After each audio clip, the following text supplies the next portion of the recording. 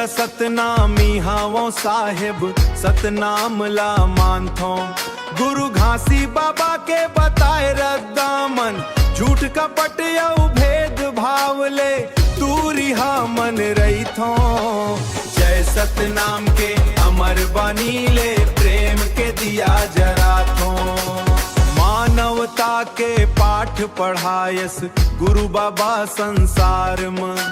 सत्य अहिंसा समता के जोत जगमग करिस मन मानन। छोट बड़ के भेद नहीं जानो, छोट बड़ के भेद नहीं जानो, सबला गले लगा थो।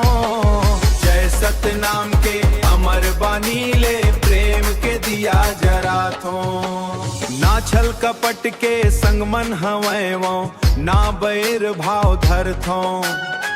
सतनाम के सच्चा राही बन गुरु चरण ला धर थो। दया धर्म यौ नेक करम ले, दया धर्म यौ नेक करम ले, जिंदगी ला सजा थो। जय सतनाम के अमर बानी ले प्रेम के दिया जरा थो। गुरु अमरदास औ बालक दास के आदर्श लाय अपना थो।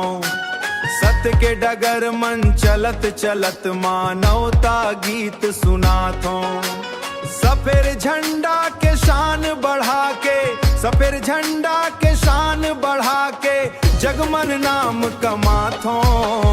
जय सतनाम के अमर बानी ले प्रेम के दिया जरा थो। जय सतनाम जय सतनाम गूंजे चारों धाम।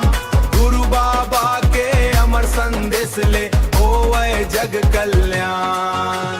जय सतनाम गूंजे चारों धाम।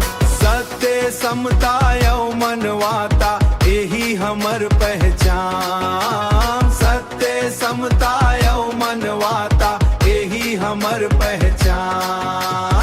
जय सतनाम गूंजे चारों धाम। गुरु बाबा के अमर संदेश ले